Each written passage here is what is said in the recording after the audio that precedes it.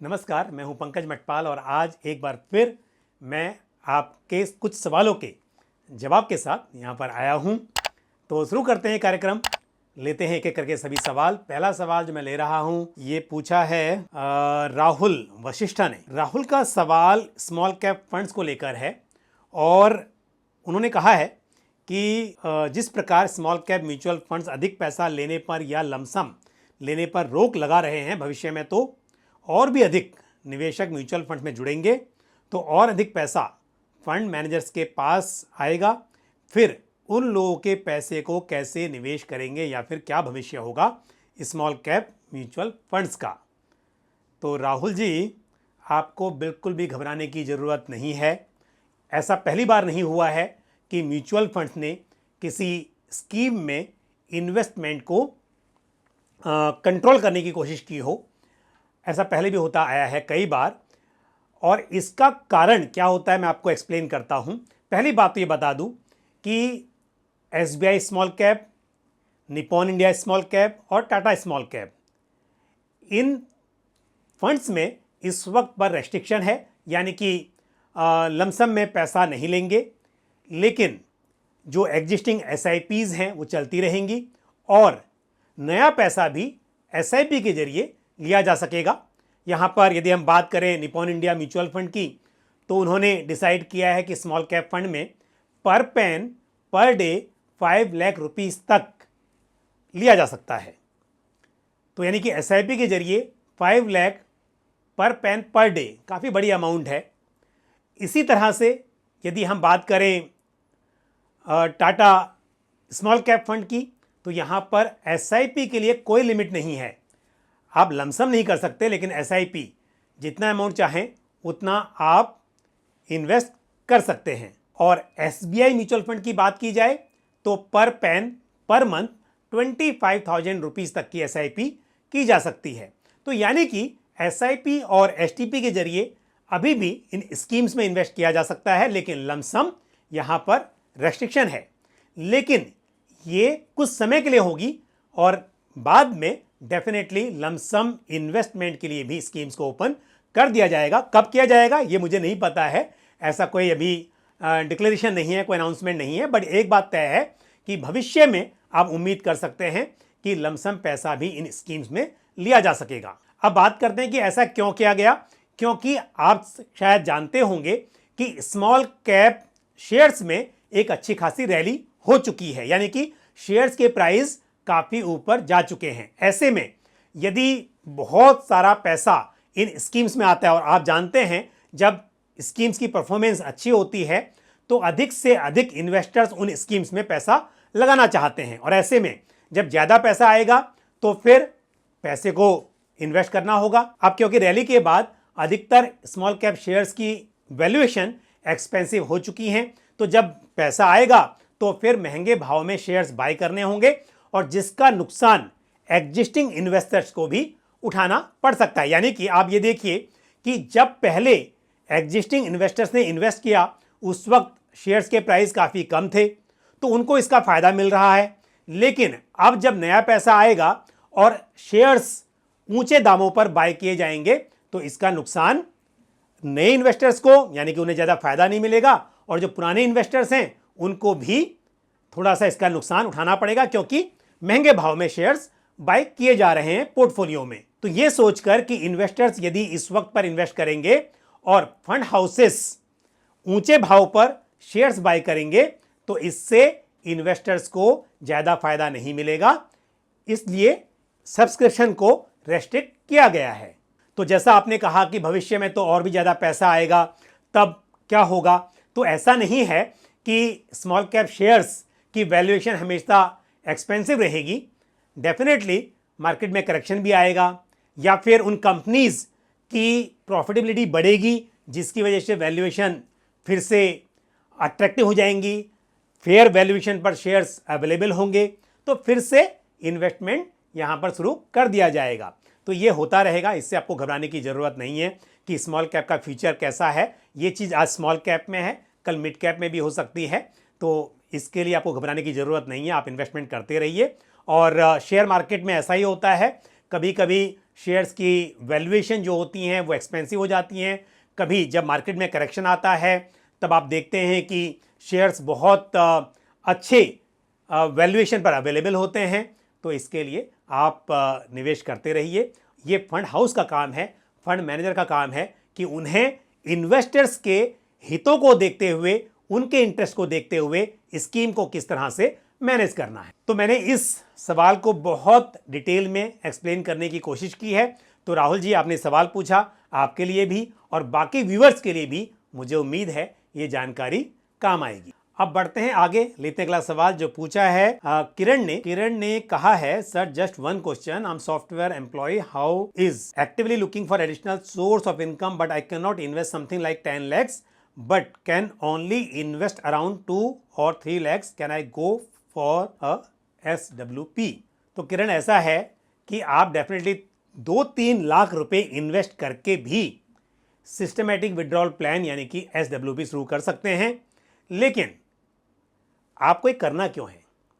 SWP तब की जाती है जब आपको अपना कैश फ्लो मैनेज करने के लिए रेगुलर पैसों की जरूरत हो और आपके पास लमसम पैसा अवेलेबल हो। आप चाहते हैं कि लमसम पैसा है, उसमें से कुछ पैसे आप विड्रॉ भी करते रहें, बाकी का पैसा बढ़ता भी रहे, तो उस लमसम पैसे को आप इन्वेस्ट कर देते हैं। अब आपने कहा है क्योंकि आप अभी एम्प्लॉयमेंट में हैं तो आपकी सैलरी भी आ रही है। अब जो लमसम पैसा आपके पास है, आपको कोशिश करनी चाहिए कि उस पैसे को ऐसे इन्वेस्ट करें कि वो भविष्य में बढ़ के आपको मिले। यानी कि आप इस वक्त पर सिस्टमैटिक विड्रॉल प्लान मत कीजिए, बल्कि उस लमसम पैसे को इन्वेस्ट कर दीजिए और लंबे समय के लिए ग्रो होने दीजिए, ताकि कुछ सालों के बाद वो पैसा बढ़ जाएगा और आपके काम आएगा। इस वक्त पर यदि मान लीजिए आप 2 लाख रुपए इन्वेस्ट कर देते हैं और मैं कहूं कि उसके ऊपर आप 0.5% हर महीने के हिसाब से विड्रॉ कर लीजिए, क्योंकि यदि कहीं भी आप इन्वेस्ट करते हैं किसी भी म्यूचुअल फंड्स में, रिटर्न्स तो गारंटीड होते नहीं हैं। और यदि आप विड्रॉल बड़ा अमाउंट करेंगे तो ऐसे में आपका जो कैपिटल है जो आप इन्वेस्ट कर रहे हैं, कुछ समय में वो खत्म हो जाएगा। तो मेरी राय तो यह है कि यदि आप विड्रॉ करते हैं तो 0.5% पर मंथ के हिसाब से आप विड्रॉ कीजिए। तो यानी कि 2 लाख के ऊपर आप 1000 रुपीज़ पर मंथ विड्रॉ कर पाएंगे। तो फिर उससे क्या फ़ायदा है? इसके बजाय आप विड्रॉ ना करें और अपनी कैपिटल को और उसके ऊपर जो ग्रोथ हो रही है, उन दोनों को लंबे समय के लिए ग्रो होने दें, ताकि आपको पावर ऑफ कंपाउंडिंग का फायदा मिले। लेते हैं अगला सवाल जो पूछा है हेमंत ने। हेमंत का सवाल यह है, please give name of international funds and also the fund which have exposure in international shares. तो मतलब आप ये जानना चाह रहे हैं कि कुछ प्योर इंटरनेशनल फंड्स और साथ ही कुछ डोमेस्टिक फंड्स जिनका एक्सपोजर इंटरनेशनल मार्केट में है। तो पहले बात करते हैं इंटरनेशनल फंड्स की। ऐसे बहुत सारे फंड्स हैं, मतलब आज की तारीख में आपको डाइवर्सिफाइड इंटरनेशनल इक्विटी फंड्स मिल जाएंगे, जैसे कि ICICI prudential US blue chip fund. आपको इंटरनेशनल इंडेक्स फंड्स भी मिल जाएंगे, एग्जांपल ICICI प्रूडेंशियल नैस्डैक 100 या फिर Motilal Oswal Nasdaq 100 fund of funds. तो इस तरह के फंड्स भी आपको मिल सकते हैं और बहुत सारे नैस्डैक 100, S&P 500, इस तरह के इंडेक्स यानी कि इंटरनेशनल इंडेक्स फंड्स की चॉइस भी आपके पास अवेलेबल है। उसके अलावा कुछ रीजनल फंड्स भी अवेलेबल हैं और कुछ थीमेटिक फंड जैसे कि फांग प्लस, जो कि कुछ टेक्नोलॉजी कंपनीज में इन्वेस्ट करते हैं, ऐसे फंड्स भी अवेलेबल हैं। आपके पास कुछ रीजनल फंड्स या country specific fund, country specific जैसे कि एडलवाइज चाइना ऑफशोर फंड, इस तरह के फंड्स की चॉइस भी है। तो लेकिन मेरी राय यह है कि यदि आपको इंटरनेशनल फंड में इन्वेस्ट करना है तो US ओरिएंटेड इंटरनेशनल फंड में आप इन्वेस्ट करें तो बेहतर होगा और वेल डाइवर्सिफाइड फंड में करें, वो आपके लिए अच्छा रहेगा। दूसरी बात, आपने पूछा कि ऐसे डोमेस्टिक फंड्स जिनका एक्सपोजर इंटरनेशनल मार्केट में हो, ऐसे बहुत सारे फंड्स हैं। उदाहरण के तौर पर यदि हम बात करें पराग पारिक फ्लेक्सी कैप फंड की, तो इस फंड का भी एक्सपोजर इंटरनेशनल इक्विटीज़ में है। SBI magnum global fund, axis growth opportunities fund, इस तरह से बहुत सारे डोमेस्टिक फंड्स हैं जिनका एक्सपोजर इंटरनेशनल मार्केट में है। तो यदि आप इन स्कीम्स में इन्वेस्ट करते हैं तो आपको डोमेस्टिक और इंटरनेशनल दोनों तरह के शेयर्स में एक्सपोजर मिल सकता है। बढ़ते हैं आगे, लेते हैं अगला सवाल जो पूछा है अमर विश्वकर्मा ने। अमर का सवाल है, सर जी 15 इयर्स में 2 करोड़ बनाने के लिए कितने रुपए इन्वेस्ट करने होंगे? अमर जी, ऐसा है कि म्यूचुअल फंड्स में रिटर्न्स तो गारंटीड होते नहीं हैं, लेकिन हम एक हिस्टोरिकल जो परफॉर्मेंस रही है अलग अलग कैटेगरीज की, उसके हिसाब से एक कैलकुलेशन कर सकते हैं। तो आप क्योंकि वेल्थ क्रिएट करना चाहते हैं, 15 साल में 2 करोड़ रुपए जुटाना चाहते हैं, तो इसके लिए आपको इक्विटी ओरिएंटेड फंड्स में इन्वेस्ट करना चाहिए, क्योंकि ग्रोथ की संभावना इक्विटी में अच्छी रहती है। अब इक्विटी में यदि हम कैलकुलेशन करें तो 12% का CAGR यानी कि कंपाउंडेड एनुअल ग्रोथ रेट आप एज्यूम कर सकते हैं। तो यदि हम 12% के हिसाब से कैलकुलेट करें तो 15 साल में 2 करोड़ रुपए इकट्ठा करने के लिए आपको हर महीने इन्वेस्ट करने होंगे लगभग 42,000। और दूसरा तरीका यह है कि आप शुरुआत करें करीब 24,000 यानी कि 24,000 पर मंथ से, और हर साल अपनी SIP अमाउंट को 10% से बढ़ाते रहें। यदि 12% का कंपाउंडेड एनुअल ग्रोथ यहां पर मिलती है तो आप अपने गोल को अचीव कर सकते हैं। अब यदि आप ये कहें कि 24,000 भी बड़ा अमाउंट है, तब आपको अपना इन्वेस्टमेंट होराइजन बढ़ाना पड़ेगा, यानी निवेश की जो अवधि है वो बढ़ानी पड़ेगी, लंबे समय के लिए इन्वेस्ट करना पड़ेगा, तभी ये पॉसिबल हो पाएगा। और मैं खाली एक कैलकुलेशन कर रहा हूँ, पता नहीं कि आप कितना अमाउंट इन्वेस्ट कर सकते हैं। यदि आप 24,000 रुपीज़ इन्वेस्ट कर सकते हैं तो आप, जैसा मैंने कहा कि स्टेप अप मेथड अपनाइए, लेकिन यदि आप इससे भी कम कर सकते हैं तो शुरुआत कीजिए, लेकिन समय के साथ इन्वेस्टमेंट अमाउंट को बढ़ाते रहिए, और साथ ही जो आपका इन्वेस्टमेंट होराइजन है उसको भी थोड़ा और बढ़ा दीजिए, ताकि आप इस अपने ऑब्जेक्टिव को अचीव कर सकें। और यहाँ पर कुछ डाइवर्सिफाइड इक्विटी फंड्स को आप पोर्टफोलियो में शामिल कीजिए, जैसे ICICI prudential large and mid cap fund, Motilal Oswal large and mid cap fund, Aditya Birla sun life multi cap fund. इस तरह के फंड्स में आप इन्वेस्टमेंट कर सकते हैं। अब लेते हैं आज का आखिरी सवाल जो पूछा है सुभाष बिश्नोई जी ने।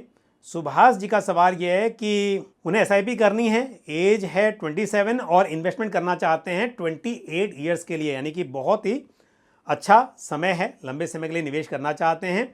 पोर्टफोलियो में कौन से फंड लूँ, प्लीज़ हेल्प करें। तो क्योंकि आप बात कर रहे हैं 28 साल के इन्वेस्टमेंट की, आपकी उम्र भी अभी 27 साल की आपने कहा है, बहुत यंग है, अच्छे समय पर आप प्लानिंग कर रहे हैं, तो लंबे समय के हिसाब से मैं कहूँगा कि आपके पास में large cap, mid cap, small cap, international funds सभी होने चाहिए। एक आप large and mid cap fund को शामिल कर लीजिए, और large and mid cap fund में ICICI prudential large and mid cap fund आप कंसिडर कर सकते हैं। उसके बाद में एक मिड कैप फंड जैसे कि Motilal Oswal mid cap fund है, इसको शामिल कीजिए। स्मॉल कैप कैटेगरी की बात की जाए तो आप एक्सिस स्मॉल कैप फंड को अपने पोर्टफोलियो में शामिल कर सकते हैं। तो स्मॉल कैप, मिड कैप और एक large and mid cap fund हो गया। साथ ही आप एक इंटरनेशनल फंड जैसे कि ICICI prudential US blue chip fund, इस फंड को अपने पोर्टफोलियो में शामिल कर सकते हैं। तो इन फंड्स के साथ आप SIP की शुरुआत कीजिए। तो आज जिन सवालों के मैंने उत्तर दिए वो मुझे उम्मीद है कि आपको ठीक से समझ में आ गए होंगे। आप इसी तरह से अपने सवाल पूछते रहिए, और साथ ही आपके कोई भी सुझाव हो तो वो भी आप कमेंट बॉक्स में पोस्ट कर सकते हैं। इसी के साथ मुझे दीजिए इजाज़त, आज के लिए बस इतना ही, लेकिन अगले वीडियो में फिर आपसे मुलाकात होगी। थैंक यू, जय हिंद। म्यूचुअल फंड निवेश बाजार जोखिमों के अधीन है। योजना से संबंधित सभी दस्तावेजों को ध्यान से पढ़ें।